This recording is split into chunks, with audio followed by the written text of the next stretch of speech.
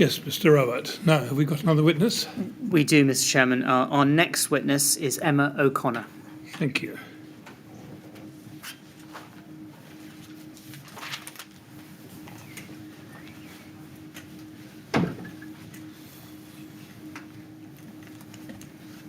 Good afternoon, Mr. O'Connor. You're going to make the affirmation, I think. Yes. Could you then read the words on the screen, please? Yes. I do solemnly, sincerely, and truly declare and affirm that the evidence I shall give shall be the truth, the whole truth, and nothing but the truth. Lovely. Thank you very much indeed. Now, you sit down and make yourself comfortable. Take your time.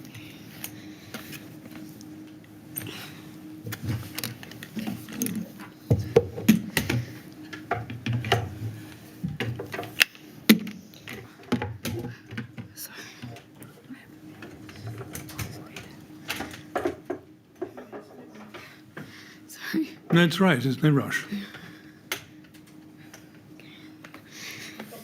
Yeah. You all right? Yes.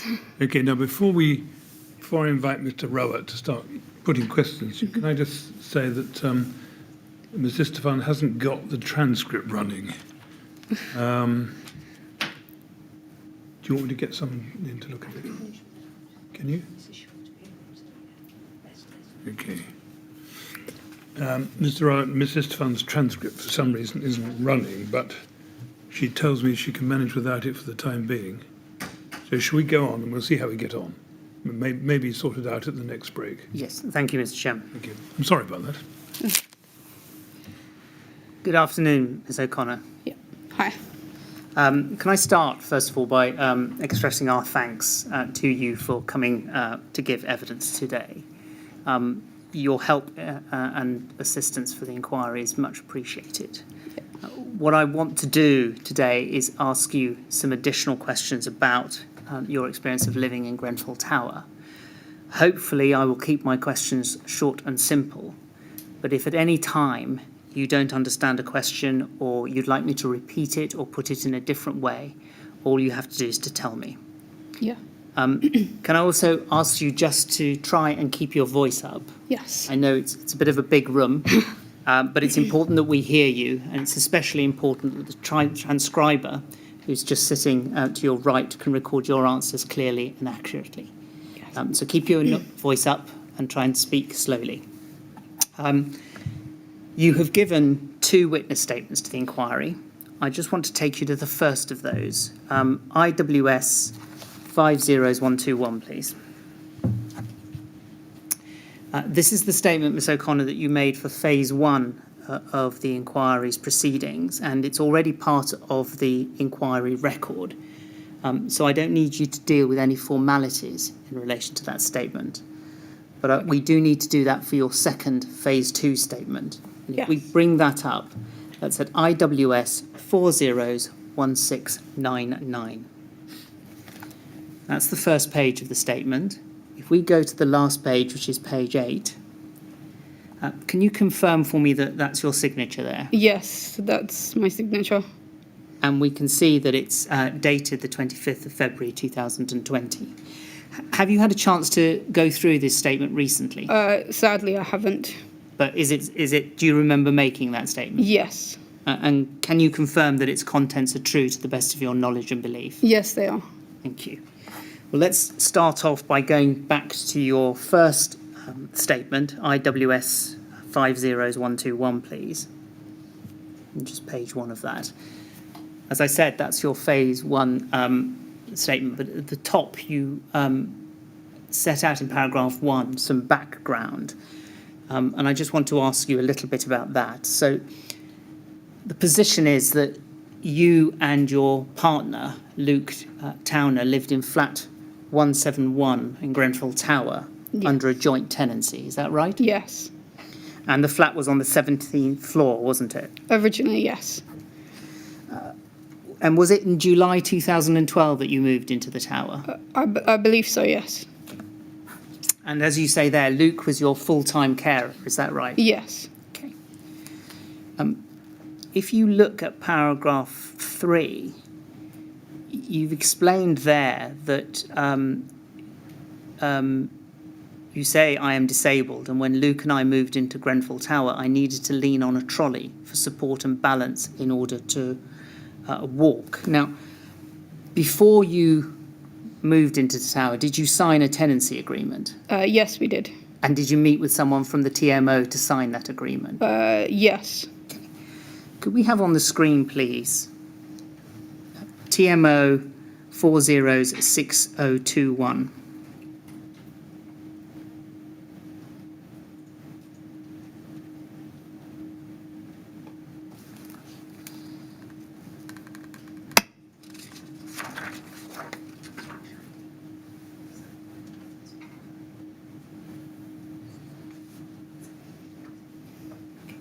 So I may have given the wrong reference. It's TMOH 406021, please.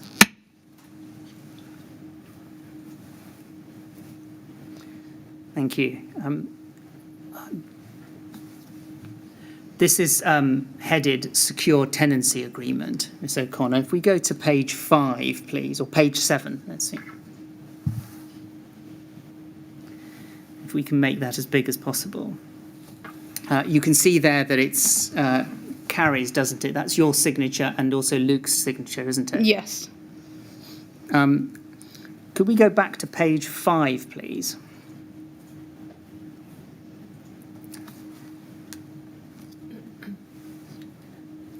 Now, if you see 1.12, it says the Disability Discrimination Act 1995 defines disability as a physical or mental impairment which has a substantial and long-term adverse effect on a person's ability to carry out normal day-to-day activities.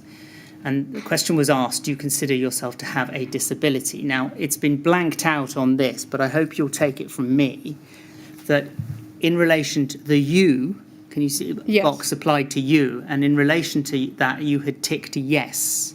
Yes, I remember that. Now, when you were completing this form, were you sitting down with someone from the TMO and going through it?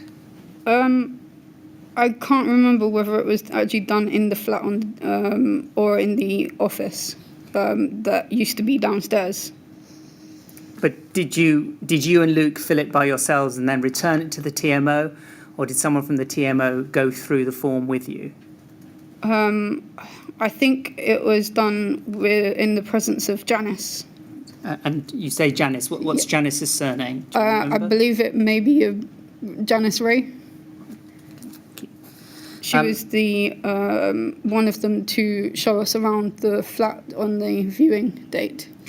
So it was someone called Janice who showed you the flat? Yes. Okay. Now, when you were looking at this form, was it ever explained to you why the question was being asked? Personally, I do not remember whether it was explained of why it was on the form. But you've obviously ticked yes, as you told us. Yes. At that time, was there any discussion between you and anybody from the TMO about providing support for you because of your mobility issues? No, not that I remember. And this is obviously in July 2012, when you're moving into the flat. Yes. Do you remember whether there was any discussion about how you would evacuate? Absolutely none. And when you moved in, were you given any other advice about fire safety? No.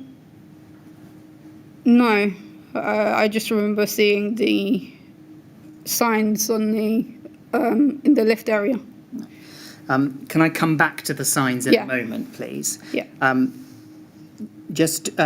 I asked you about whether there was any discussion about evacuation, and your answer was absolutely none. Is that something that, did you actually raise that with anybody at the time? At the time, no. I didn't.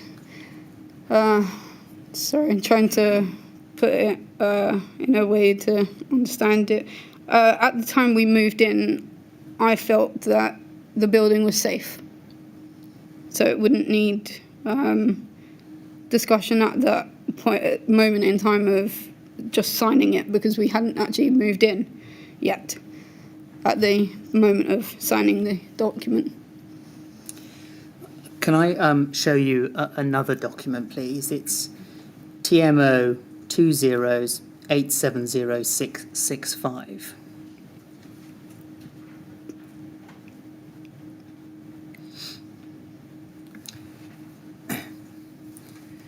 Now this, Miss O'Connor, if I explain it, it's not a letter that was it's addressed to you. It's a draft letter headed Dear Resident, and you can see the heading is Re-Fire Safety. Yes. I don't want to or need to read out any bits of it to you. It contains, obviously, advice on fire safety.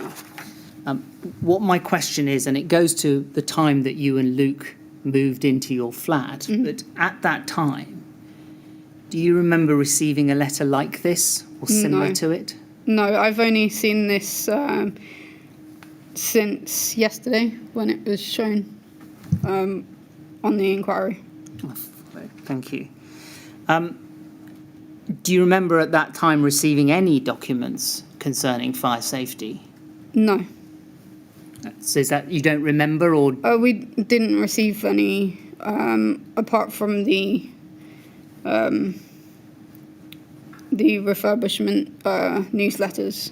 Well, can I come back to those in a moment? That's all right. But just so that we're clear, at the time that you moved in, did you have any documents handed to you that contained advice about fire safety? Not regarding fire safety, no. Now, I told you we would come back to the question of the fire notice because you mentioned that a few moments ago. Could we have, please, IWS 401699?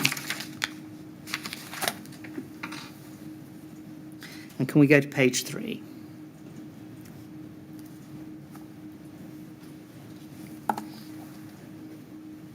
If we could expand paragraph 15, please. I'm just going to read this out to you, Miss O'Connor, if I may. Yeah. Under the heading Fire Safety Signage, your statement says there was a fire safety sign by the lift. The sign told us to stay put in the event of a fire. I always thought that I would not stay put, as I could only exit the building by the lift due to my mobility issues. If we go down to the next page and look at paragraph 23, what you say there is the only fire safety advice I was aware of was stay put. I was aware of this because of the sign next to the lift, and Janice also informed us. And Janice was the person who showed you the view, is that right? Yes. I'm sorry I didn't remember that bit, that Janice had informed us that it was a stay put policy. Okay, and if I also draw your attention to paragraph 26, whilst we've got it on the screen, what you say is, I did not think what would happen if there was a fire in the building. I always assumed I would be able to use the lift. There was no emergency evacuation procedure discussed with us, and no one from the TMO visited us about it. Going back to the notice, can we have, I just want to show you a photograph. Could we have INQ 6093 on the screen, please?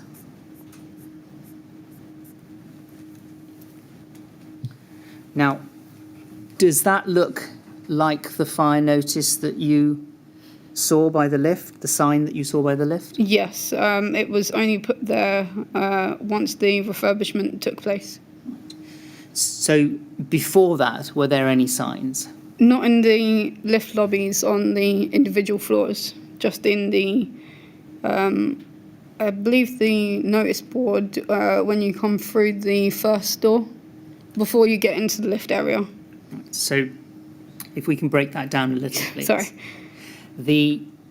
So before the refurbishment, there was a notice board. Yes. And there was a sign on that notice board, is that right? Yes. And then after the refurbishment, these signs appeared by the lift. Yes.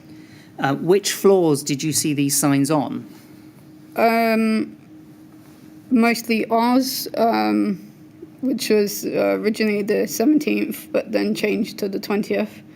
And if I accidentally got out of at the wrong floor, then I would see them because I'd have to press the button, and they were where the button was to call the lifts. Thank you. Now, you've made clear in your statements that you were aware of the stay put policy. Yes. Why was it your plan to leave by the lift in the event of an emergency? Well, we thinking of it, and I know it's not a smart idea to use the lift in that situation, but it would have been my only means of escape. Because travelling down the stairs when everyone's panicking, it's not really. It wouldn't. It would usually take me about half an hour to get down the stairs, and maybe even longer to get up. But in both of your statements, and I can take you to the paragraphs if you want, you mention that, or make mention of the lift being broken. Yes. And making complaints about the lifts. So if there had been an emergency and the lift wasn't working, how did you think you were going to be able to leave the building? It would depend on whether I was out at present when the lift broke down. For example, one of the times I had to, I was visiting my mum's place, and the lift was broken, so I had to stay with her until they sorted the lift out. Thank you. Can I show you another document, please? Could we have IWS 401762 and page 2 of that document?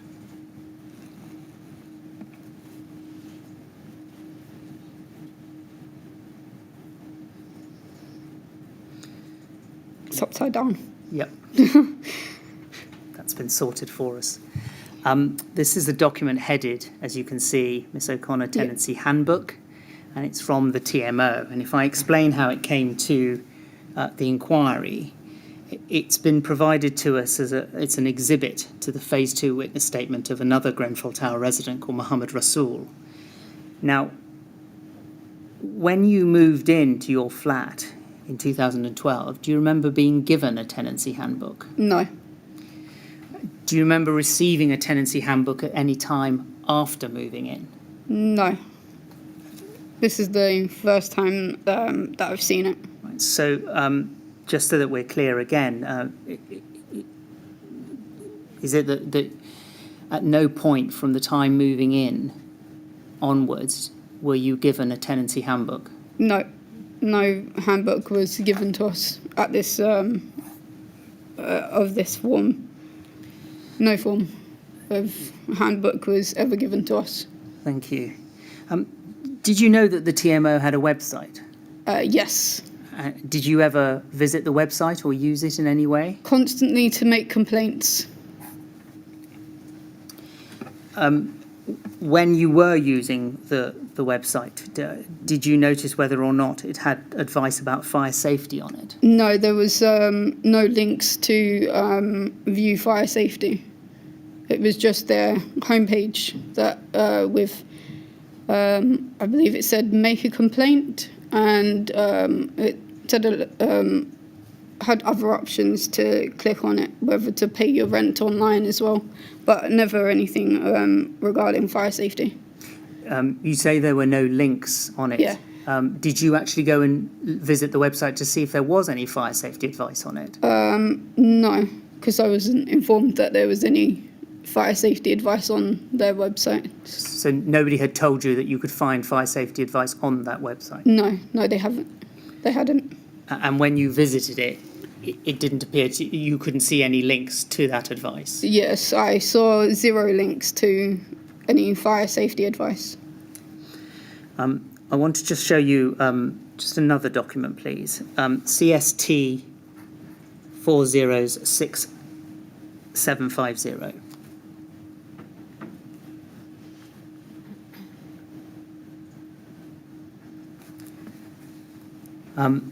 If I just explain what this is, Miss O'Connor, can you see at the bottom that there's an LFB logo on Yes. the page? And the page is titled Home Fire Safety Guide for Purpose-Built Flats and Maisonettes. And what it says, you can see the heading, if you have a fire, do you know your plan? Did you ever receive a copy of this leaflet posted through your flat door? No. Did you ever come across leaflets like this in the communal areas of Grenfell Tower? Not that I remember. You may have, if you were following the inquiry's evidence yesterday, you may have heard of Link magazine. Did you know about Link magazine when you were living in Grenfell Tower? Only because my mum lives in sheltered accommodation run by TMO, so I saw the Link magazines only there, never in the tower. So no Link magazines came through your front door? No. When you visited your mother and saw the magazine there, did you ever read it? Not always. It's mainly, from what I understood, Link magazine to have was just about their more elderly residents and the not associations, the parties that they used to do. So they would sometimes put pictures in of the residents, and people that were on the residents association would sometimes have pictures in there. Did anybody tell you that you could find fire safety advice in Link magazine? No.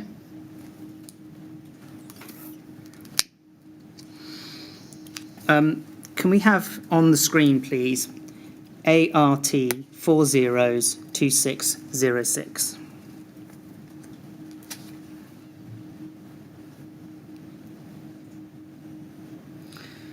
Now, this is an example from July 2014 of the Grenfell Tower Regeneration newsletter. And you can see that it's got the logo for the TMO and the logo for Ryden on it. Yes. So this newsletter was distributed to residents during the course of the refurbishment.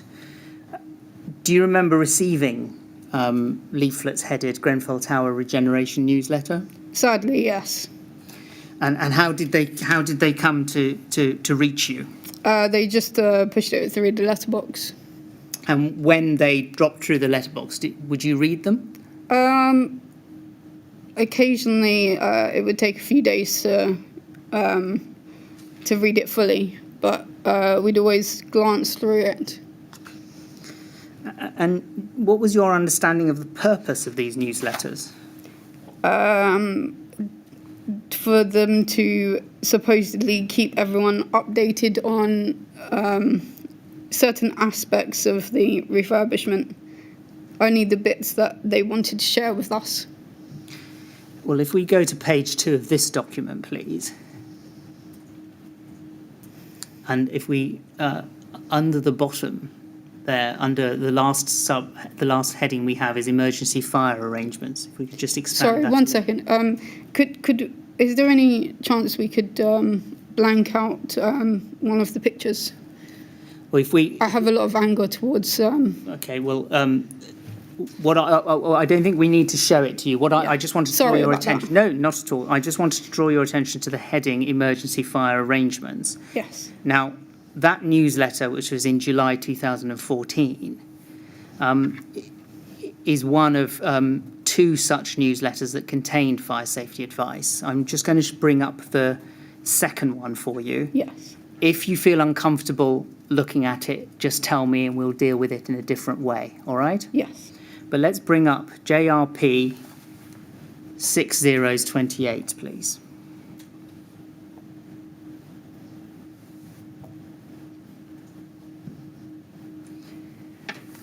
Now, this is headed May 2016. If we could go to page 4, please. And just, can you see that there's an arrow pointing to the stay put policy? Yes. And it says the smoke detection systems have been upgraded and extended. The fire brigade has asked us to reinforce the message that if there is a fire which is not inside your own home, you're generally safest to stay put in your home to begin with. The fire brigade will arrive very quickly if a fire is reported. Don't think I need to read any more, but you've got two newsletters there, one from 2014, one from 2016. Were you aware that the newsletters did contain advice about fire safety? I probably skipped that bit because I was aware that it was always put in there, but it never. It was just it felt a copy and paste situation that they would always put that in the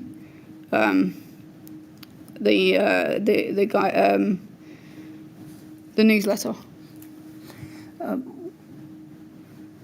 Would it be fair to say that for you, Miss O'Connor, your understanding about what the policy was if there was a fire in the tower came from those notices on the notice board and by the lifts? Yes. And so that it was that source of information that made you aware of the stay put policy? Yes. Okay, well, can I move to a different topic, but just take you back to your witness statement, please. It's your first witness statement we're going to look at. IWS 60121, please.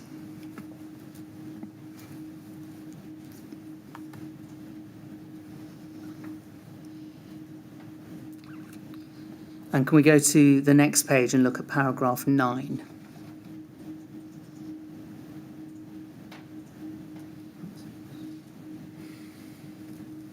Sorry, if I could just have a moment.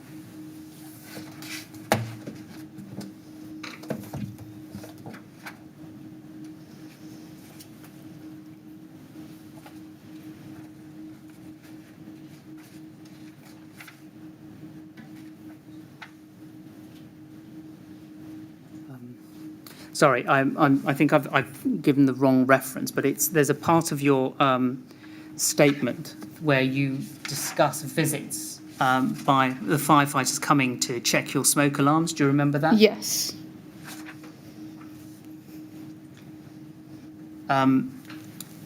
Now, what you said, and we'll bring it up if you want me to, but it said that you said London Fire Brigade came to our flat a few times over the period I lived at Grenfell to check that our smoke alarms were working.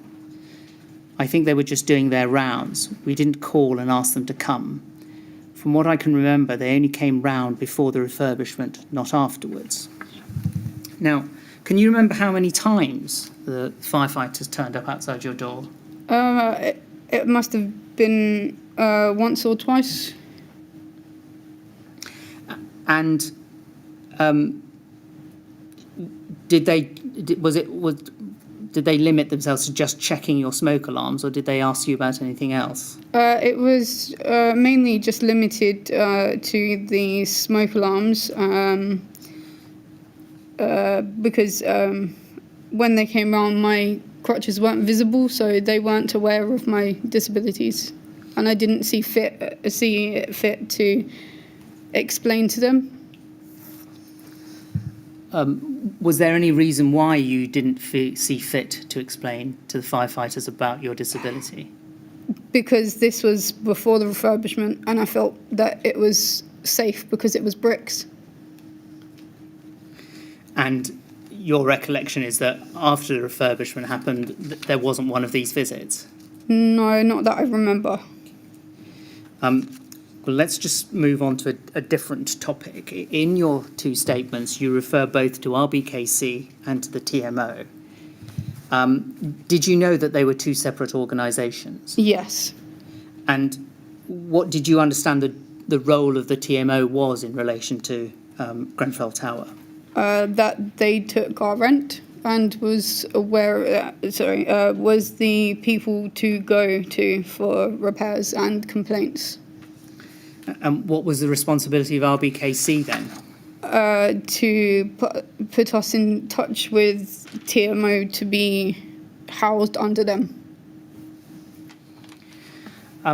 Did anyone ever explain to you or Luke how the TMO operated? Not that I can remember.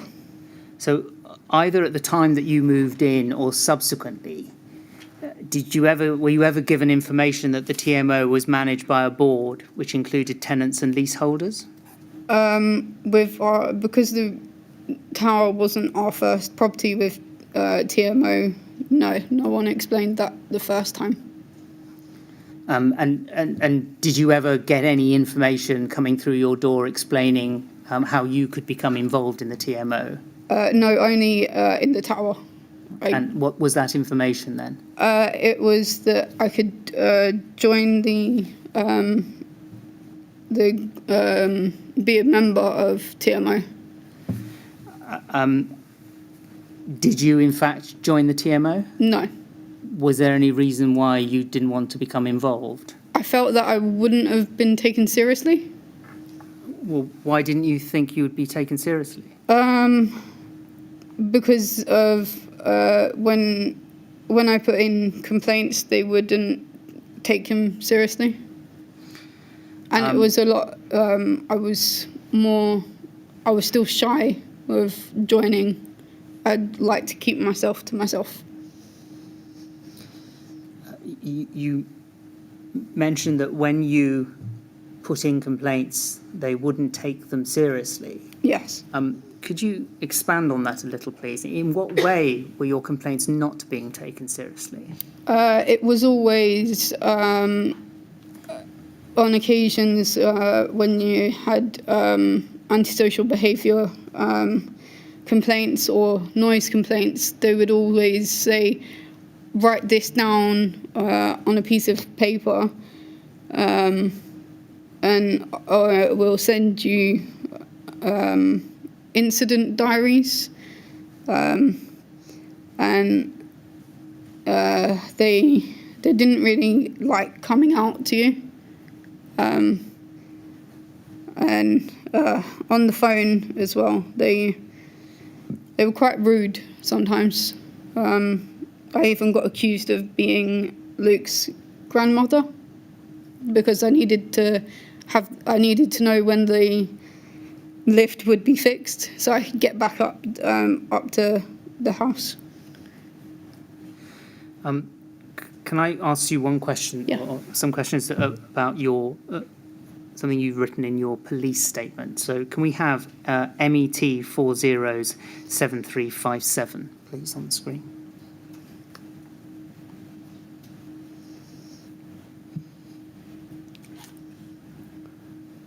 So this is, Ms. O'Connor, a statement that you've made to the police.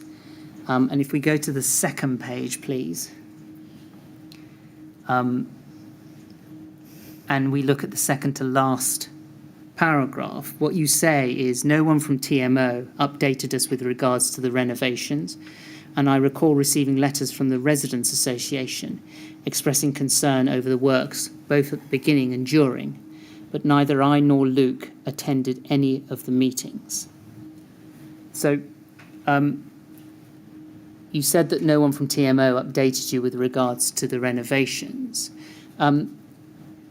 Were you aware of meetings that the TMO were holding with residents? Only the ones that were put in the regeneration newsletters.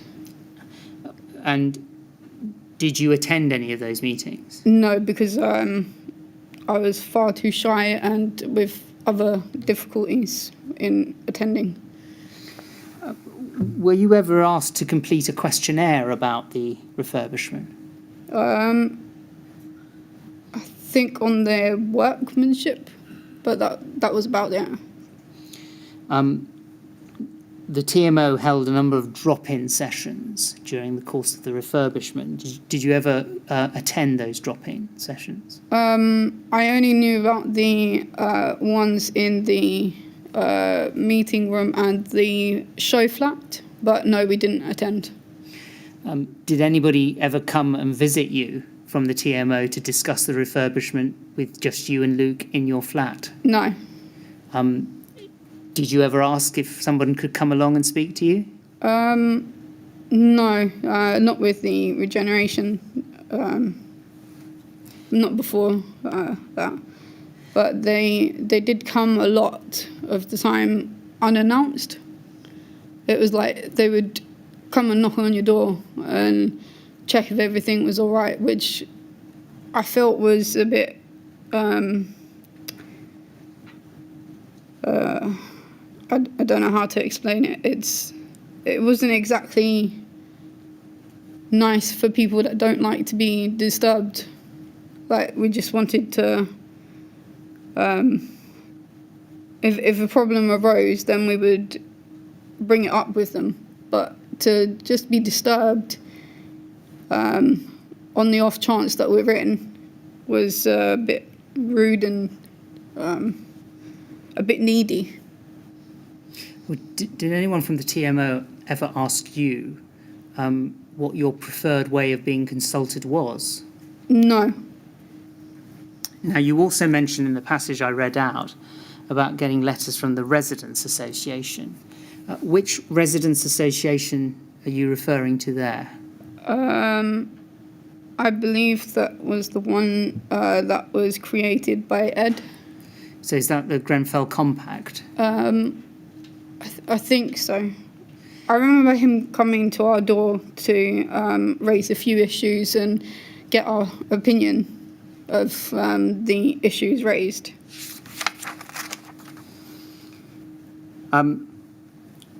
There was a residents' association called the Lancaster West Residents' Association. Did you ever hear of them? Not to my knowledge when we were in the tower, but it's recently come to light of hearing about the groups through the inquiry. But at the time that you were living there, they weren't a group that you knew of? No, we didn't really go out or socialise much. We just socialised with people with dogs because we used to take our dog for a walk. So.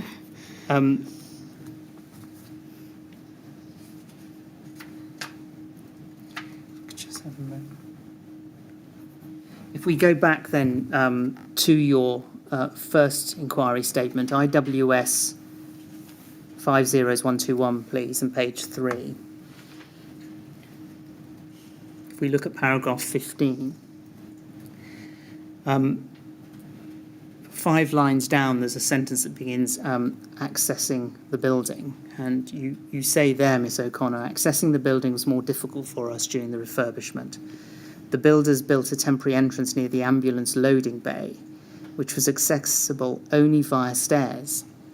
That temporary entrance was in place for nearly 3 years. I complained to the TMO, but they said they couldn't do anything about it. It concerned me, given my health and mobility problems, because in the event of an emergency, it would be more difficult for me to get in and out of the building to the ambulance loading bay. Now, you mentioned then that access was only via stairs. Yes. Given your health difficulties, how were you able to manage, or were you able to manage those stairs? Very difficultly. I'd have to go step by step. And when you've got patient transport waiting down in the bays, it's not very helpful, because occasionally some drivers are calm and relaxed, and others are really, really pushed to the limits and want you there immediately. And that was the reason why, because the need to make sure you were down in time for the driver, was that the reason why you were needing to get down to the ambulance loading bay? Yes. Now, you explain in that paragraph that you complained to the TMO. Who did you complain to? I believe it was their complaint system. I did do phone calls as well as completing the online form. So was that the 2 ways you used to make a complaint? Either Yes. a phone call or an online form? Yes. Sticking with this statement, can we just go back a page and look at paragraph 12, please? Can you see paragraph 12? Because what you say there, Miss O'Connor, is our front door was not changed in the time that we lived in the flat. It did not close automatically. Just so that we're clear, from the time that you moved in Yeah. to the flat in July 2012, was your door always like that? That is, it did not close automatically. Yes, it was always like that. Did anyone from the TMO or elsewhere tell you that your front door should be able to close automatically? No, not that I can remember. And did you know at the time, that is before the fire, that your front door was supposed to have a device so that it would shut automatically? No, I wasn't aware of those details. And so the fact that your door...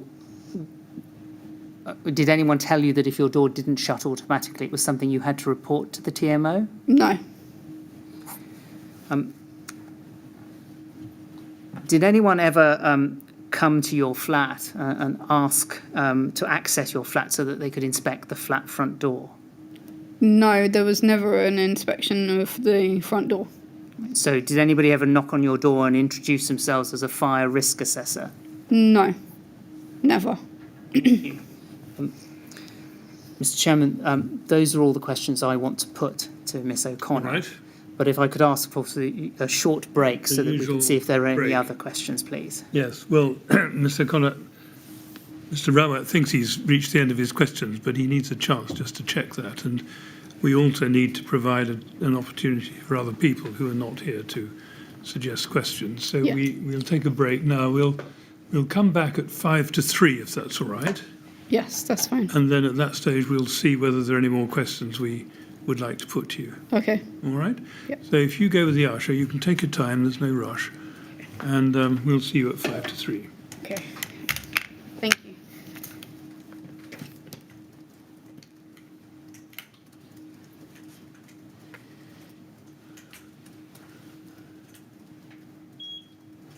And while we're out of the room, could I put in a plea to someone on the technical side, please, to get Estefan's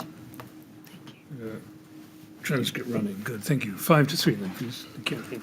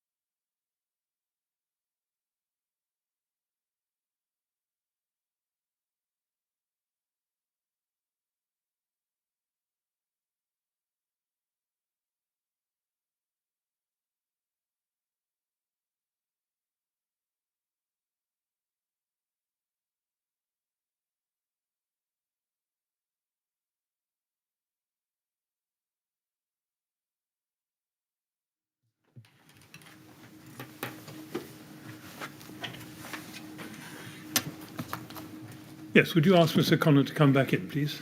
Yeah.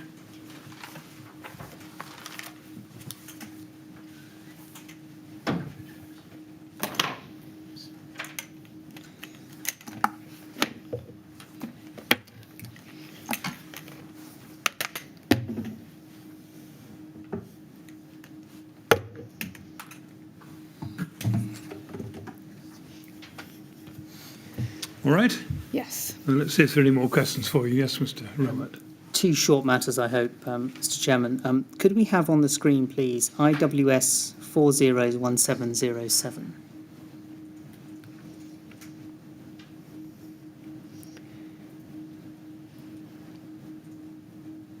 Okay, if we could go to the next page, please.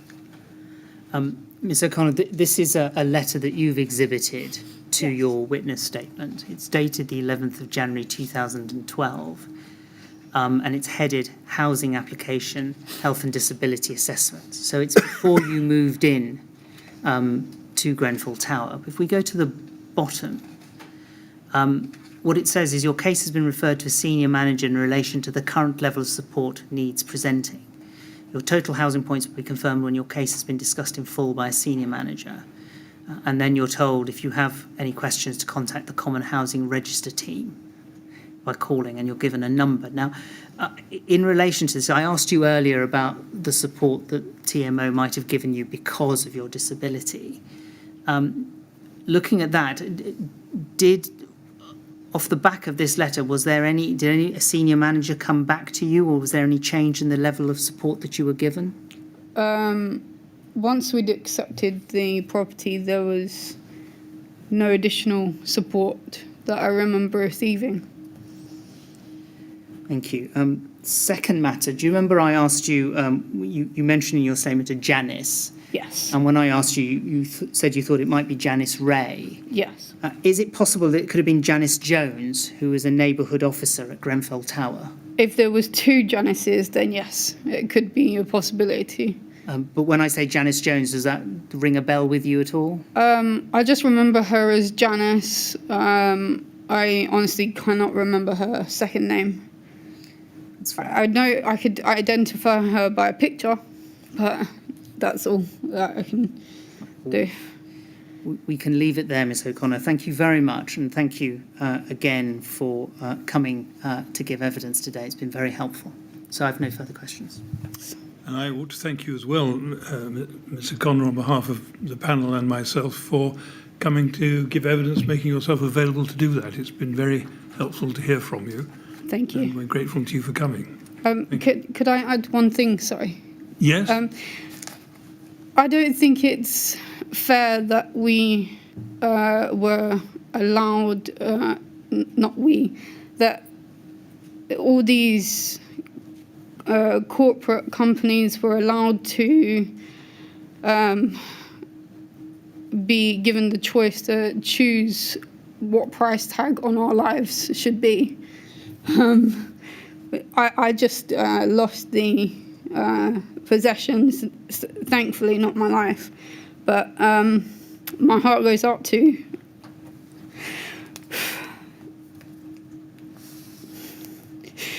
my fellow neighbours and bereaved. We fight this together, and we've got so much support, and thank you for the opportunity to speak. I've been waiting to say that since phase one, so thank you. Yeah. Well done. Thank you for coming to talk to us. It's been helpful, as we say, very helpful. And I hope you feel a little bit better for having had the opportunity to say all that. Absolutely. I did have more to say, but I didn't want to take up much more time. No, that's all right. Thank you very much indeed. Okay. Right, well, we don't have any more questions, so you're free to go if you'd like to. And Thank you. You go with the usher, she'll look after you. But you can take your time. Thank you. Have a good day. Thank you very much.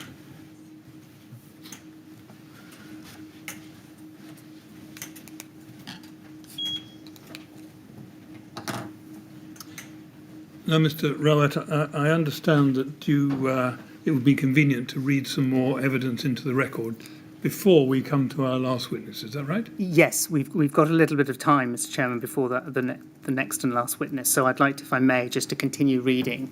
And this is again phase 2 evidence from bereaved relatives. Yes, if I could please have on the screen IWS 401757.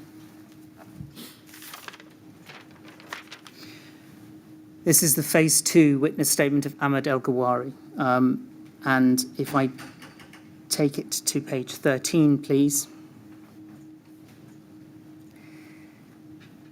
The statement is dated the 27th of February 2020. It is signed with a statement of truth, and so I ask that it be admitted into the record. Mr. Chairman, as you'll remember from phase 1, Mr. El Gawari's mother, Elsa, and his sister, Mariam, lived in flat 196 on the 22nd floor of Grenfell Tower. And they both died on the night of the fire.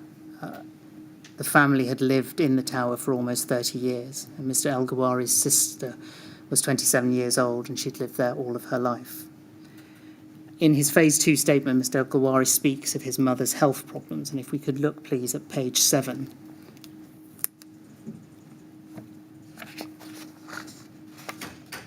And just expand paragraphs 19 and 20, thank you.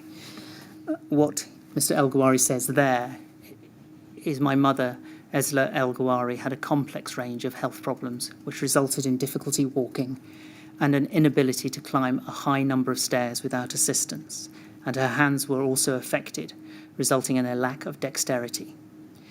Neurological problems meant she could not carry anything but light bags and would have to place a heavier bag on her wrist or forearm in order to carry it. The difficulties my mother experienced as a result of her disability were known by the TMO, and a tenancy information form dated 24th of June 2015, so just before the works got underway, I believe, which I exhibit herein, and the exhibit reference is then given. This records that my mother had a physical disability, had support needs, and Mariam was her primary carer. It would have been evident that she could not climb stairs in the event of a fire. It appears that my mother was present when this form was filled in, see box 1 on page 2. As I have mentioned, my mother was a proud woman who did not like talking about her disabilities and what she could not do. She does not appear to have said that she can only get to the upper floors if there was a lift, or at any rate, the form has not been filled in that respect. She would have needed to use the lift, and I believe that must have been clear to the person completing the form. The next paragraph continues, she lived on the 22nd floor and liked doing so, but relied on the lift. If this was out of order, she was trapped in the flat. At no point did anyone talk to my mother about what she should do or where she should go in the event of a fire. No plans appeared to have been made. If I can stop reading there, but turn now to evidence concerning Hesham Rahman. Hesham Rahman had moved into Grenfell Tower in 2012. He lived alone in flat 204 on the 23rd floor. Family members lived close by on the Lancaster West estate. His cousin Noha el-Baghdadi provided the inquiry with a phase 1 witness statement, and she's provided a second witness statement for phase 2. And I want to just read the section from that statement which deals specifically with Mr. Rahman's vulnerabilities. If I could have, please, IWS 000401535, please. If we go to the last page of that statement. It's a 14-page statement. On the last page, we see that it's dated the 17th of February 2020. It's signed and it carries a statement of truth, and I ask that it be admitted into the record. If I could take us back to page 2 and paragraph 7, please.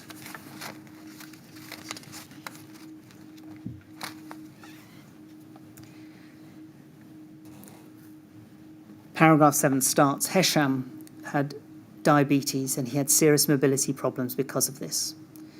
This was the case before he moved into Grenfell Tower, although it worsened over the years. It would have been obvious to someone meeting him that he had mobility problems. I remember being concerned about him being on the top floor of the tower. I remember he said that the flat had an amazing view from there. I think he shouldn't have been offered a flat on the top floor given his health. I don't remember Hesham telling me that his health had been assessed in any kind of way by RBKC before he moved into the flat.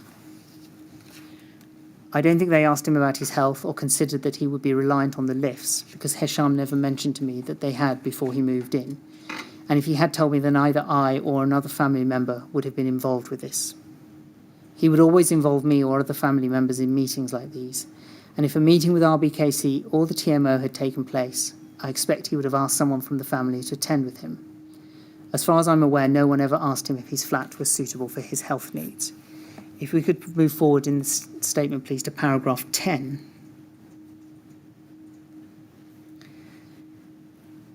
That reads, knowing Hesham, he would have been happy to talk about his health problems to RBKC or the TMO. He was open about his struggles with pain and the difficulties he had walking upstairs. I'm sure he would have explained what his health was like had he been given the opportunity.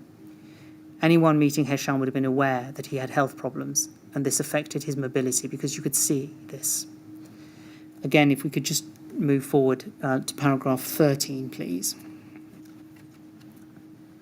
RBKC and the TMO did know, or should have known, that Hesham had a disability, that he had mobility problems. Some thought should have been given as to how he would get down and exit the tower from the 23rd floor in the event of an emergency. And if we go to the next page, and paragraph 14, please. That paragraph reads, if the lifts in Grenfell Tower were both out of order, which would happen on occasions, then Hesham would not be able to leave his flat because he found walking down the stairs was too much for him. If he did have to walk down the stairs, he would have to do so very slowly and he would shake. Walking up to the 23rd floor was too much for him and he couldn't do that. That is all I propose to read from that statement, but could I, as finally, just mention Phase 2 statements provided by other family members of Hesham Rahman. And the first of those is at, and we don't need to bring these up, but it's at IWS 401536, and that is the Phase 2 statement of Hesham's uncle, Muhammad Ragab. We also have at IWS 401937 the Phase 2 statement of Shafiqa Ragab, who is Hesham's aunt and the person who raised him after the death of his own mother. At IWS 401783, we find the Phase 2 statement of Karim Musli, Hesham's nephew, who was often looked after by his uncle as a boy. And finally, at IWS 401750 is the Phase 2 statement of Hesham's cousin, Nashwa Abdel Kader, who describes Hesham as being like a brother to her. Those are statements of family members, and I would ask at this point that they are all admitted into the record. Mr. Chairman, that's all I would propose to read at this point, and I'd ask that perhaps if we could just take a break now so that we can make arrangements for the next witness. That would be a good time to do that, wouldn't it? If we said 25 past 3, will that? That should do. That shouldn't inconvenience the next witness, should it? No. No. All right. Thank you. Well, we'll rise now then and break until 25 past 3. Thank you.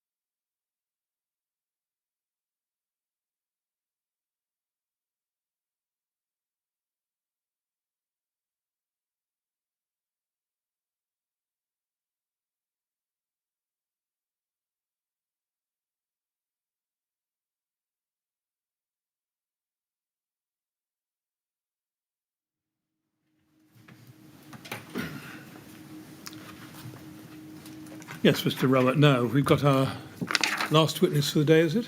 Yes, Mr. Chairman. Our last witness is Corinne Jones. Good, thank you.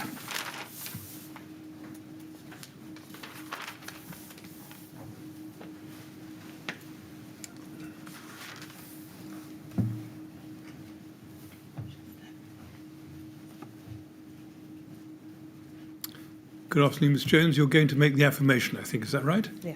So could you read the words on the screen, please? I do solemnly, sincerely and truly declare and affirm that the evidence I shall give shall be the truth, the whole truth, and nothing but the truth. Thank you very much. Do sit down and make yourself comfortable. Thank you.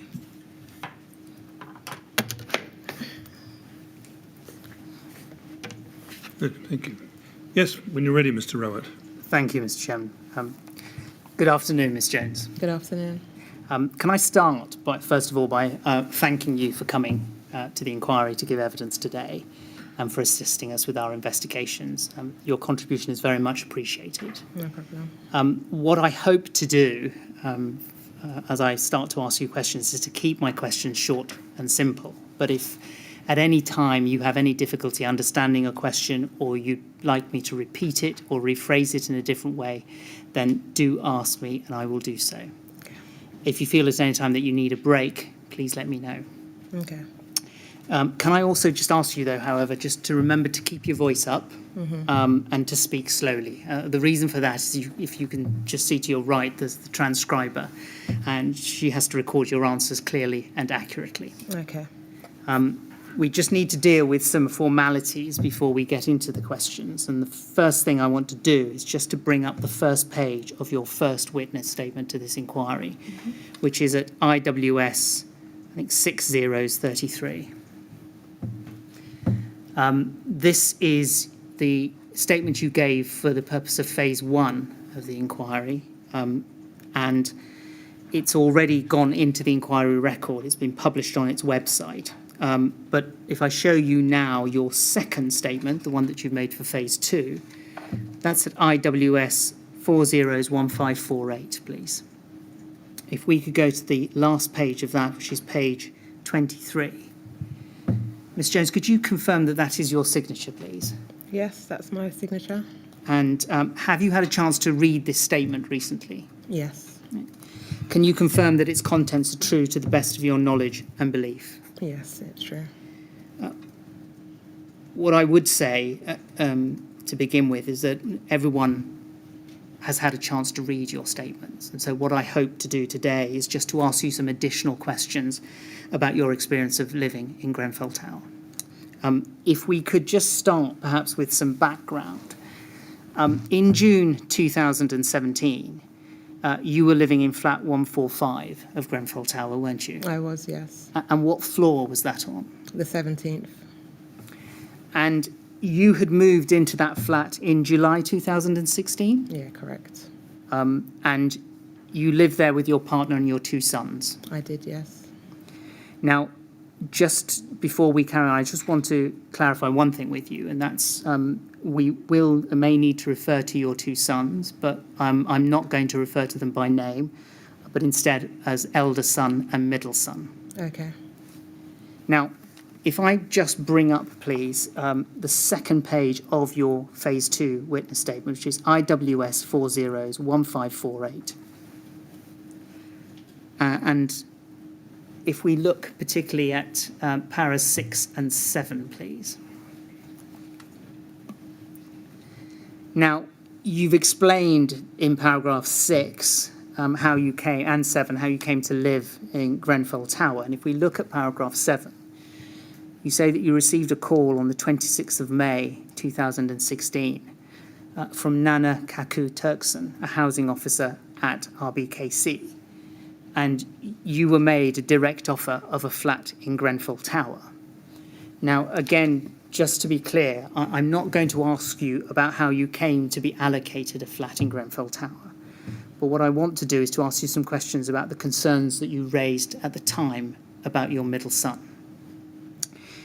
If we look, please, now at paragraph 8 and 9.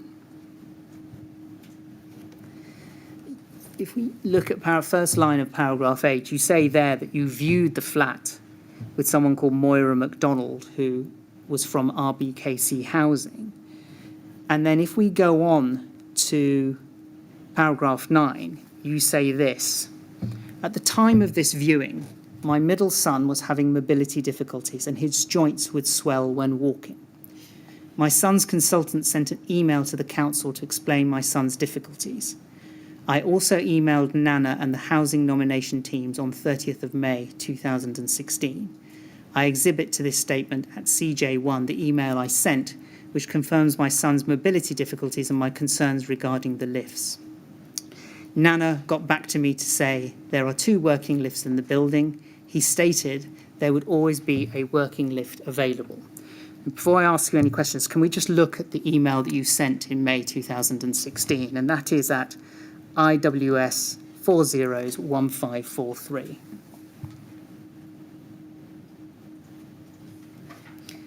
Could we just expand the part where that's it? Thank you. So we can see, Ms. Jones, it's dated Monday, 30th of May 2016. And you say, as per my telephone conversation with Amy on Friday, the 27th of May 2016, in support of being reconsidered for an alternative and suitable housing offer, please find attached a letter from Moorfield Eye Hospital provisionally diagnosing my youngest son with Sjogren syndrome. On Wednesday, syndrome. You can correct me. Sjogren, thank you very much. On Wednesday, the 25th of May, he was referred to a Sjogren specialist at Great Ormond Street Hospital, requested by Dr. Mann, a paediatrician at Chase Farm Hospital. In addition, we have an appointment at Moorfield Eye Hospital. You then go on in the next paragraph, 2 symptoms. You say of 2 symptoms of the syndrome are joint pain and muscle weakness. My son has suffered with joint pain to a point of being unable to walk. Living in a high-rise building with the undeniable possibility of the lifts breaking down from time to time and having to climb 17 would not be conducive to health. And you then say this is something that we are still uncovering, and you refer to your son, has only started presenting with these symptoms since March 2016. And you say about the syndrome that it's very rare in children and typically can take average of 7 years to diagnose. So at that time, there was just a provisional diagnosis. Yes. But your son was already experiencing symptoms that meant he had difficulty walking. He was, yes. Now, if we go back to your statement and let's look at paragraphs 8 and 9 again, please. Thank you. Now, we've seen the what you communicated to the housing officer at RBKC. We've seen your email. At the time that you were raising these concerns about your son's mobility, did anyone at RBKC mention to you that you could ask the TMO to prepare a personal emergency evacuation plan for your middle son? No. Just one point, going back to Moira MacDonald, what was it that made you think she worked for RBKC Housing? I don't know, to be honest. I can't actually say. I don't know.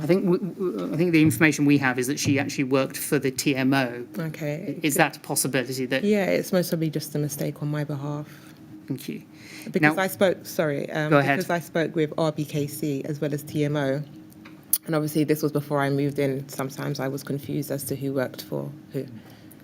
So at the time and before you moved in, were you communicating your concerns about your son's mobility both to RBKC and to TMO? No, it was just RBKC. Okay. Now, when Moira MacDonald carried out the viewing, did she at that time provide you with any documents? No. And did she have any discussion with you about your concerns over access in Grenfell Tower? No. If I could just show you another document, and it's TMO 00865-707.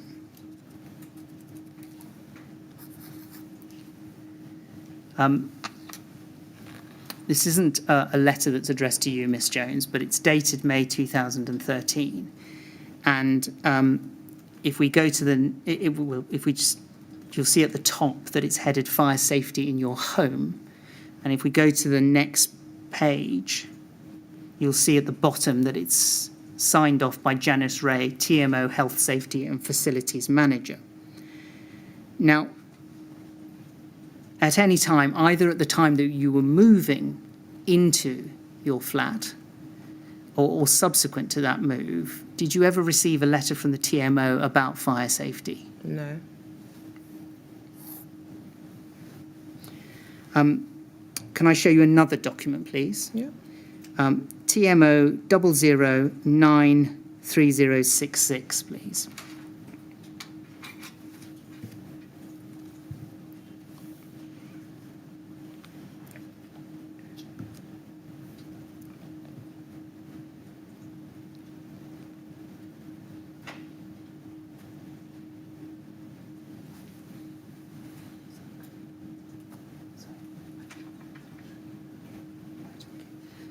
I think there's a problem bringing up the reference, so I'll just move on and we can come back to that point. If we could have Ms. Jones's statement back on the screen. It's can we go to page 5, please? If we just go to the bottom of the page, paragraph 24, and then we'll go over to the next page as I read it out. What you said, and this is now after about your experience after you've moved into the building, but you say there, Ms. Jones, one thing I never liked was how long it took us to get out of the tower. The lifts were very busy in the mornings, and it could take up to 7 minutes to get out of the tower, as most of the times the lift was packed to capacity. Just take it over to the next page. Which meant waiting for the lift to go to ground and come back up, or wait for the other lift. Most of the times we would go down the stairs because it would take so long by lift. I had issues living in the 17th floor because of this. I was concerned because of the time it took us to get out of the flat, given the issues with the lift and my son's conditions. The joints in his leg would sometimes get stiff and I would have to carry him when we used the stairs. I sent an email to Housing Nominations at RBKC about this. They did not raise this as an issue that would affect our ability to escape in a fire. Now, again, just to be clear, the email that you're referring to there, is that the same as the email we just looked at a few moments ago? Correct, yes. So the position was, and correct me if I'm wrong, but your son had been given a provisional diagnosis which affected his mobility. Yeah. That was there when you viewed the flat. Yes. You then moved into the flat and you had, as you set out there, difficulties with the lifts. I did, yes. Did you at any time after moving in contact anyone at the TMO about the difficulties your family was experiencing? I did not, no. Did you contact anyone at RBKC? No, not after I moved in.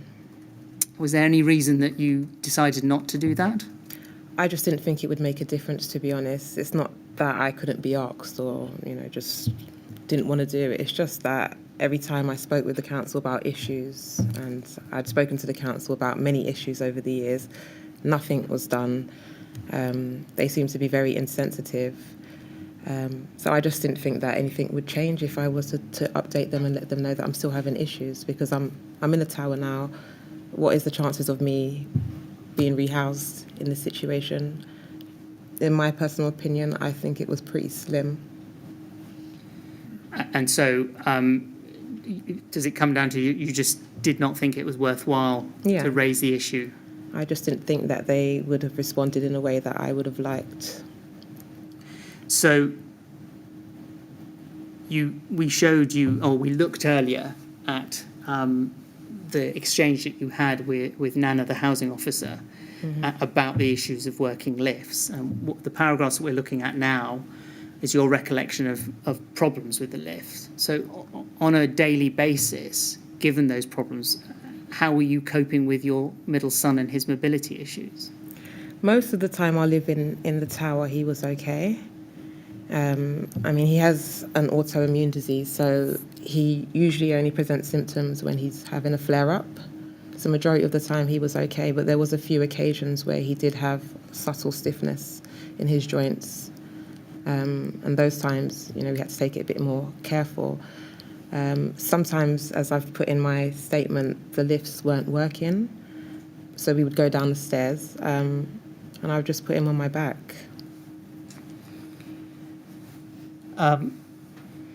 You said that Moira MacDonald didn't provide you with any documents, but from the time that you moved into the tower, did anybody from either RBKC or the TMO come to discuss or seek to discuss with you a personal evacuation plan for your son? No, not once. Can I now take you back to your first statement, please? And that's IWS, I think 6033, and page 2.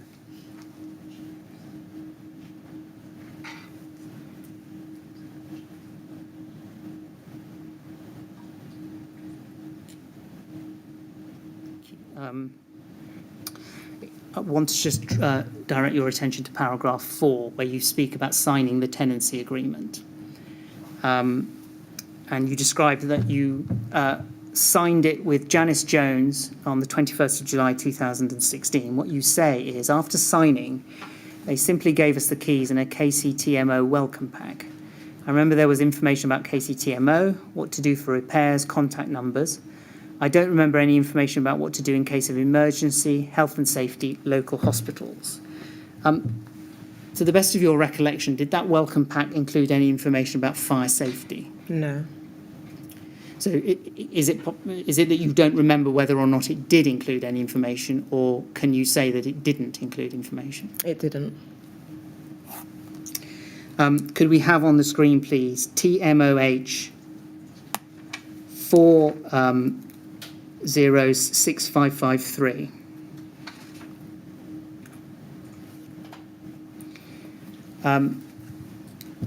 We'll see in a moment, Ms. Jones, that this is your tenancy agreement. If we go to the last page, which is page 16, and at the bottom there, can you see that it's signed by yourself?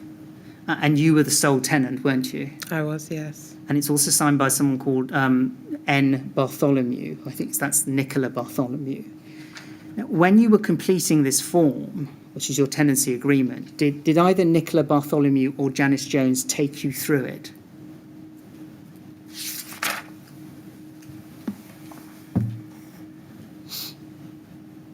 I can't remember, if I'm honest. I remember being in the office, I remember going there that day, but I don't remember if they took me through it. So there's the possibility that you could have sat down with someone and filled it in with them, or just sat by yourself and filled it in by yourself? Well, it was an appointment, so it was it's like a one-to-one appointment, and I was given forms to fill in. Okay, well, can I show you page 6 of this document, please?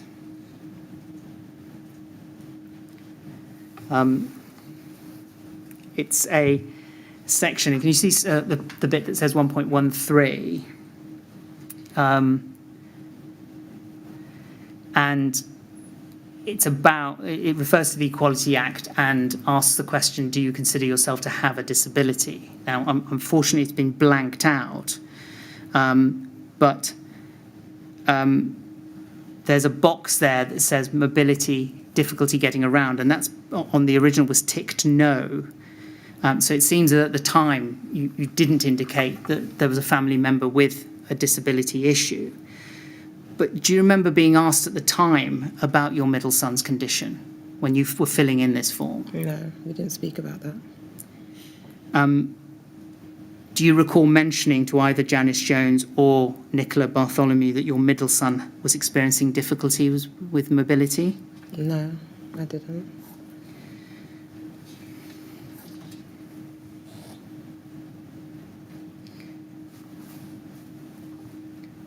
Can I show you another form now, please? It's TMOH 406560.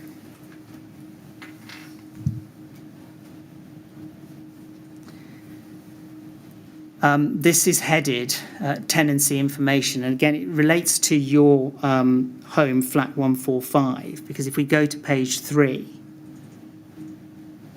you see again that it's signed by yourself, signed by N. Bartholomew.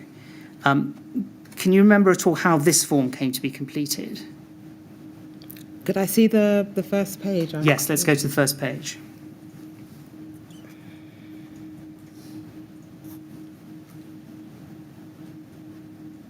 I'm sorry, what was the question you asked? Well, can you remember how this form came to be completed? No, I can't remember. Do you think you would have filled it in at the same time as you were filling in that Yeah. tenancy agreement that we Most just probably, looked at? At the bottom there, can you see that there's a box under family members? Does the tenant or anyone in the household have additional support needs? Please specify and give details of agency and contacts in place. And you've put there none. That's not my handwriting. But first question from me then is, was the phrase additional support needs explained to you? Do you remember? I can't remember. I can't even remember this form, if I'm honest. Well, if you can't remember, you must say so. But if you look back and think back to kind of when you were filling in the form before you took over the flat, aside from the email exchange that we looked at with Nana, was there anybody else in RBKC that you told about your son's difficulties? No. Can you just help me with this? You say that the word none isn't in your handwriting. Whose handwriting is in the boxes further up the page? Is it yours? My handwriting, yes. So you filled in most of the form, It looks like, yeah. presumably in the course of a meeting with someone from TMO. Yes. Yeah, okay, thank you very much.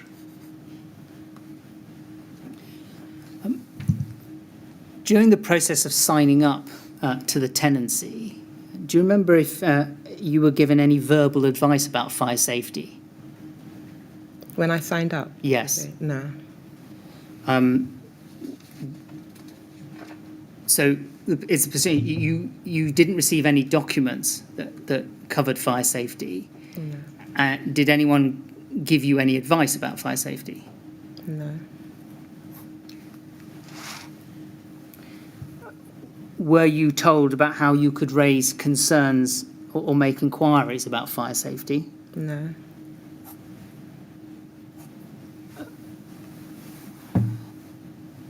Were you told about the self-closing device on your flat door? I didn't have a self-closing device.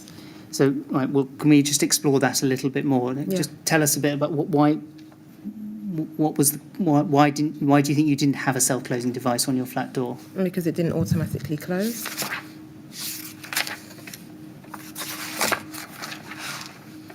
And was that something that, was it like that from the time that you took over the flat? It was, yes.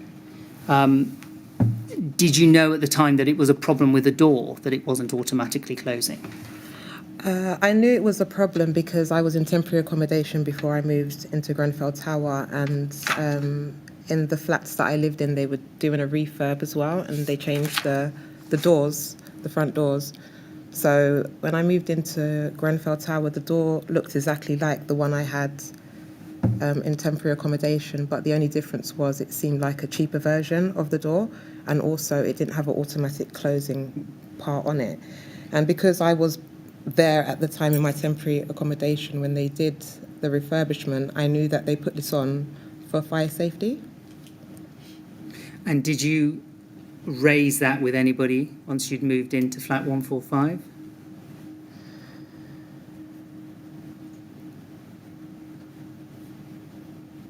I can't remember.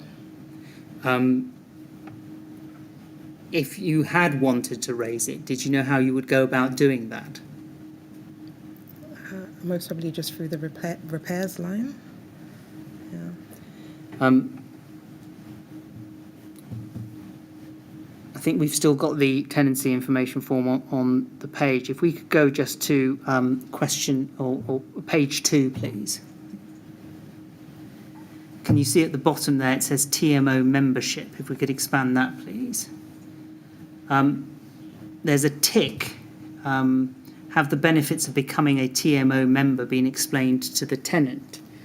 Were the benefits of being a TMO member explained to you? No. I received a booklet that had, I remember at the back it may have had like something that you could sign and send off to become a member. But if anybody verbally explained it, no, I don't remember that. Did you look at the booklet at all at any time? Yeah, I did. And did you apply to become a TMO member? No, I mean, I received it the day I signed the tenancy agreement. I wouldn't have signed up on that day. But subsequent to that, did you think about becoming a member? I did, because it was the first permanent property I had lived in and thought that it might be beneficial. But at the time of moving in, and you know, it wasn't something I was going to sign up to. Were you given any information at the time about how the TMO was organised? In regards to... Well, did anyone, for example, tell you that it was managed by a board that included tenants and leaseholders amongst its membership? No. Were you told that residents could be elected to be members of that board?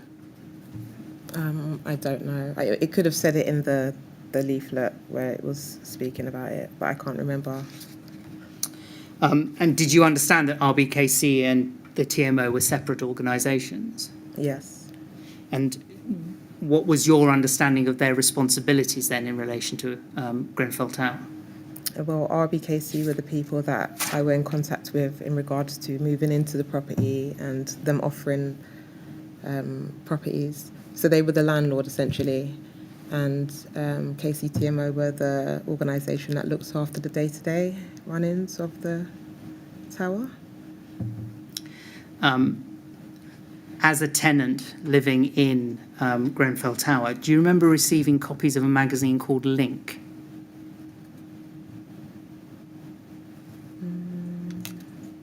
I can't remember. Would it help if I showed you an example? Yeah. Let's have TMO 00873551 up, please.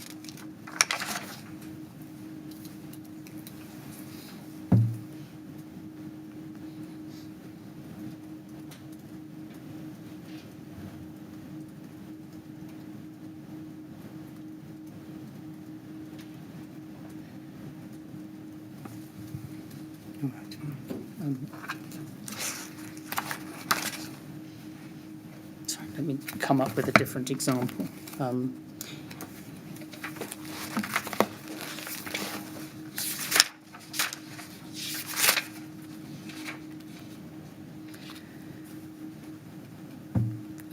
Could we have, please, TMO 00873549?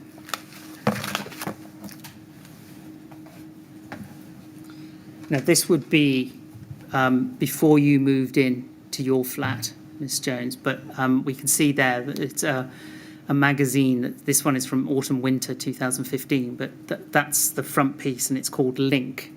Does that help you at all to see? I mean, did you receive magazines like this through your letterbox? The front of it doesn't look familiar, but if the back, I remember the back of the booklet, if it is a booklet where it had some information about like repairs and how well they were doing with repairs, the response times, etc. I don't know if it was this booklet, but I remember seeing something like that where on the back page it had that information. Well, let me put it this way. Did anyone ever make you aware that Link magazine would sometimes contain fire safety advice? No. So in terms of the information that you had about fire safety in Grenfell Tower, where was that coming from? Just when I had the conversation with the two firefighters that came to my house, that was the only time I spoke to anybody about fire safety in the tower. Can we just look at that conversation, please? It's dealt with in your first statement, so IWS 6033. If we go to paragraph 7.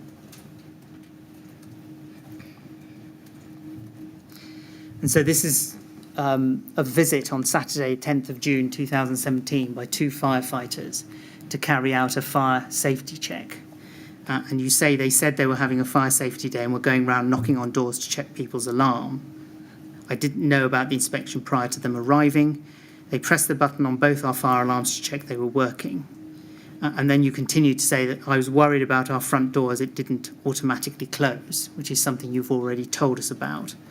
And you say, I wanted to know why there wasn't an automatic shut on the door, and I also asked whether the doors in our flat were fire resistant.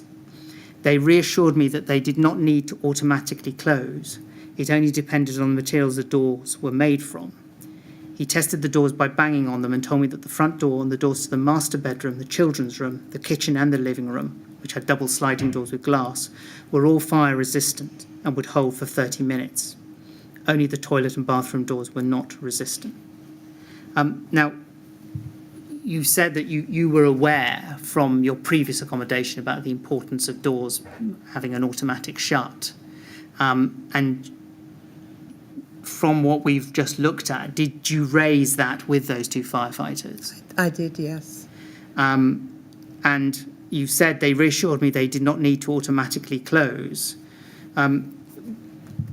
Is that what you felt at the end of that conversation, that you didn't need to be concerned about having an automatic shut on your door? Well, that's how they kind of made it sound, yeah. And why were you concerned that the flat front door wasn't fire resistant? Because, as I said, I was in a temporary accommodation before that, and the doors had recently been changed, and that door was solid and felt very heavy compared to the door that I had in Grenfell Tower. So how did that door in Grenfell Tower feel to you then? It just felt very light. So, for example, if you open the door and close the door, if you push it backwards and forwards, you can, get a feel of how heavy the door was, how solid it was. So that visit's on the 10th of June 2017. Mm-hmm. Following that visit, what was your impression about the fire safety measures in your own flat? I just thought they were ridiculous. I just thought that, okay, if this is what the standard is, it's not really good, especially being so high up in a tower. Now, when you say you thought they were ridiculous, who's the they you're referring to? Just the actual, just what the firefighters had told me.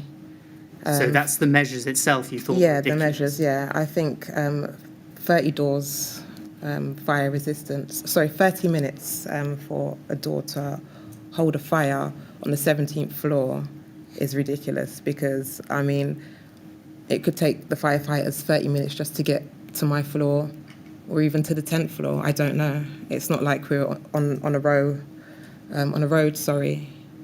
where it's a row of houses. This is a tower and you've got to keep on climbing up. So 30 minutes to me just doesn't sound like enough time. And what about the what they said about the door not needing to be an automatic closer? Yeah, I just thought, okay, he's obviously not talking or not giving me the best advice. Because as I said, I came from a house where it had an automatic closer on the door and it was a new door, and Grenfell Tower had recently been refurbished, so I would expect that if they've changed the doors, I would have something equivalent.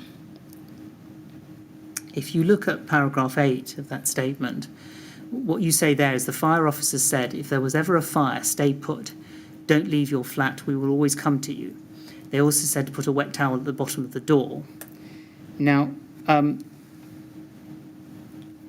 you've just described the measures as ridiculous, and that you're given advice about staying put. Given what you thought about the measures in your flat, what did you think about the advice to stay put? I wouldn't listen to stay put, not on the 17th floor. Prior to moving to Grenfell Tower, one of my worst nightmares was to be trapped high up. So if I had ever thought or, indicated that there was a fire in the building, I'm not going to stay put and rely on anybody to to save my life or my children's life. I'm going to take that into my own hands. And was that a view that you held from the moment that you moved into Grenfell Tower? Yeah. So if there'd been a fire, your view was that what you were going to do was going to leave? Yes, 100%, definitely. And even if that meant that there wasn't a lift for your son? Absolutely, yeah. Did you, when those firefighters came, did you discuss your son's mobility issues with them at all? No, I didn't. Did either of the firefighters raise with you or mention to you evacuation plans? In what sense? Well, that if you needed to be evacuated from a plan, so that if you needed to be evacuated from your home, did either of them raise that or use the term evacuation plan? No. If we look in the same statement, it's the next page, paragraph 10, please.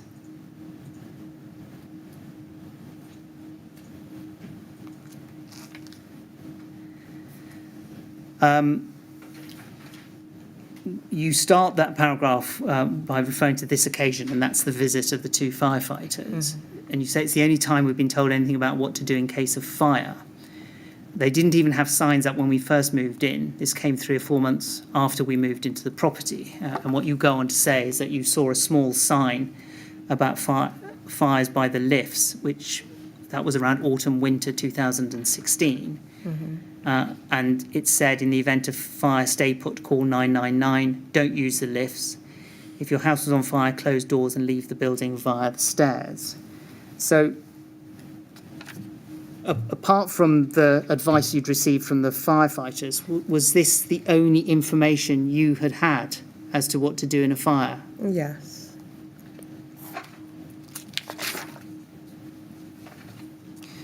Can I take you to your second statement now, please? It's IWS 401548. If we look at paragraph 15, which is on page 4.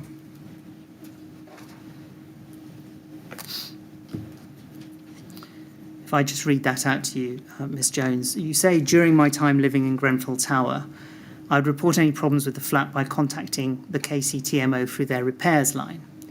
My experience, I did not usually have any significant issues with the TMO taking a long time to get back to me. Claire Williams of the TMO was also someone who I could contact about problems with the flat. So, first question is, what kind of problems did you report to the repairs lines? I had an issue with the lock on the front door. That would have been one of the first things I would have reported. I had a light in the passage area where the actual fitting was slightly to the left, so they had to centralise it. I had issues with my bathroom as well. And were the responses that you had to those queries, did the responses come in good time? They did, yeah, because I believe they told me, like within the first 6 weeks of me moving in, if there's any issues, just to report them and they will sort them out. So that was within the 6 weeks of me moving into the property. Now, you say there was an issue with the lock on the front door. Yeah. That's the front door that you thought was a bit strange because it didn't have an automatic closer on it. Yes. So did someone come along to fix the lock? Yeah, I think they replaced the whole lock and handle. It was a bit of an odd one because the actual handle looked like a back garden door handle, and yeah, it was busted from when we viewed the property up until I reported it and they came and fixed it. Did anyone mention the fact that the door wasn't closing automatically to you? No. Now, you mentioned Claire Williams there. What kind of problems did you report to Claire Williams? I had an issue with something called a Mobex machine, which indicated how much, I think it was electric we had. It was like an electric meter, a mobile one. I was supposed to be given that when I moved into the property. I wasn't given that for about 7 months. So for 7 months, I wasn't sure when my electric was running out. So that was an issue I had. I also had a problem with getting information on how I could pay my rent. For months, I requested information on a sort or account number so I could pay my rent, and it took a long time. It took for me to get a letter from the council where they said that I'd missed my rent payments for them to actually give me the details so that I could pay my rent. And were these problems you were raising in the first instance with Claire Williams? Yes. And what was her response like? In regards to the Mobex machine, it just seemed to go on forever. They were getting a new batch in at some point. They were going to reset the one that I had. So when I moved in initially, I had a Mobex machine, but it didn't actually work. So she said that they were going to reset it and try and reboot it and sort it out. That didn't work. They were going to be getting some more batches in a few weeks or a month. And I would get one of those. Yeah, it was just a lot of back and forth. Mr. Chairman, I've concluded all my questions for Ms. Jones. And so I'd ask for the usual short break so that we can see if there's any other questions that I may be asked to put to her. Yes, all right. Well, Ms. Jones, you may know this, but when counsel gets to the end of his questions, we need to have a break so he can just take stock, make sure he has not overlooked anything, and also to allow other people who are not here to suggest questions that perhaps we ought to ask you. So we'll have a short break now until 4:20, please, and then we'll see if there are any more questions for you at that stage. All right? Thank you. Please don't talk to anyone about your evidence while you're out of the room. We say that to all witnesses, just to make sure that things are in good shape. All right? Good, thank you. Would you like to go with the usher, please? Thanks.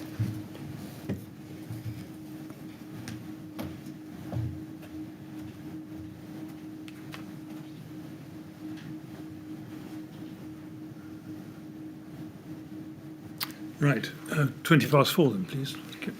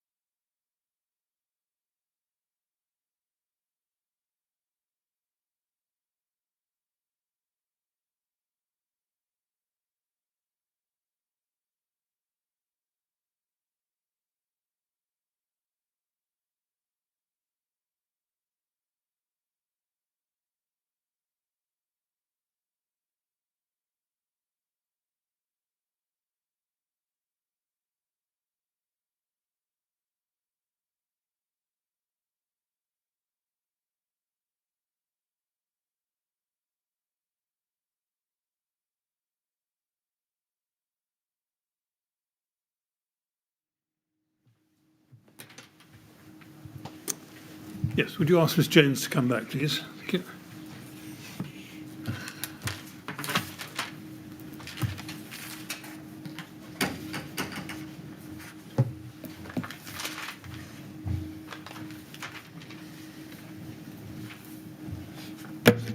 Right, Miss Jones, I'm sorry we kept you waiting a bit longer than I suggested, but I think we are ready now to find out if there are any more questions for you. Yes, Mr. Robert? There are a couple of questions, please. Could I have TMO 00899 up, please? Ms. Jones, do you remember earlier we took you to your statement where you said that you'd been given a KCTMO welcome pack when you signed the tenancy, and you've also spoken about a booklet which had information, for example, about repairs on the back of it.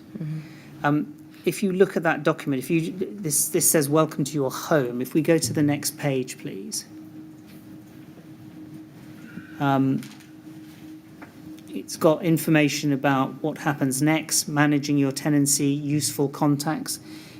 Is that a booklet that you've seen before?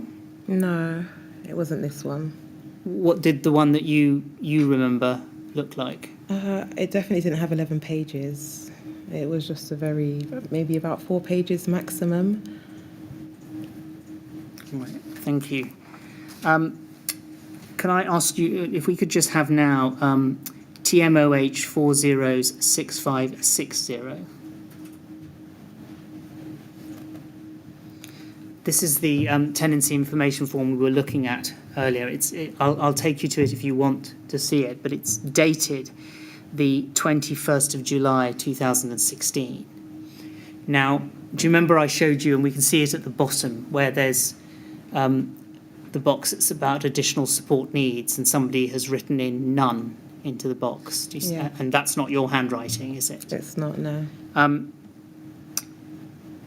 You had emailed RBKC, as we looked at earlier, on the 30th of May, Yes. in which you'd spoken about your son's health. Given that email, do you find it surprising that this information sheet, dated the 21st of July 2016, has that none written in it? Yes, I'm surprised.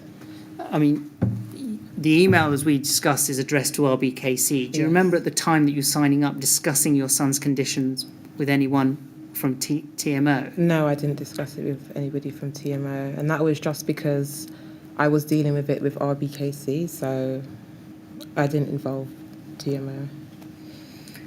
Right, okay. Mr. Chairman, I've no further questions, so for my part, all that remains is for me to once again thank Ms. Jones for coming to give evidence to us today. Right, thank you. Mr. Rowett, I wonder whether we ought to ask Ms. Jones whether she's seen the tenant's handbook. I'll just bring a reference up for it. Could you? Yes. Thank you.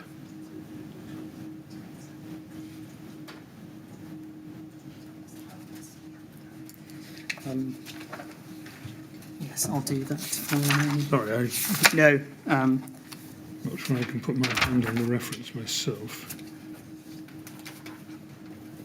Is that the one that's It's the one annexed to Mr. Rasool's, exhibited to Mr. Rasool's statement? Yes, is IWS 1762, Exhibit MR6. That's the one. Yeah. It always comes up. King's Out is upside down. Do you want to ask the question, or shall I? I can ask it. If I explain to Miss Jones, this is the front cover, or the first page at least, and the back page probably, of a tenancy handbook, and the inquiry has been provided it by Mohammed Rasool, who is another Grenfell Tower resident. He had lived in flat 25 since 1994. And his recollection is that he was provided with this handbook in or around 2004. Do you remember when you moved in being given something called a tenancy handbook?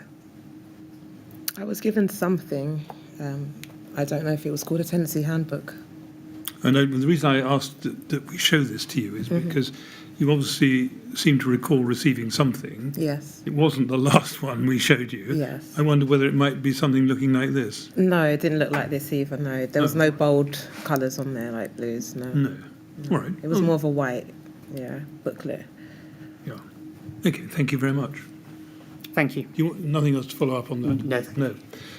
Well, Ms. Jones, I think it only remains for me to thank you on behalf of the panel as a whole for coming to give your evidence this afternoon. It's been very good to hear from you and very helpful to hear what you have to tell us. So thank you very much indeed, and you are now free to go. Thank you very much. Good. Thank you. Right, you'd like to go with the usher. She'll look after you. Thanks.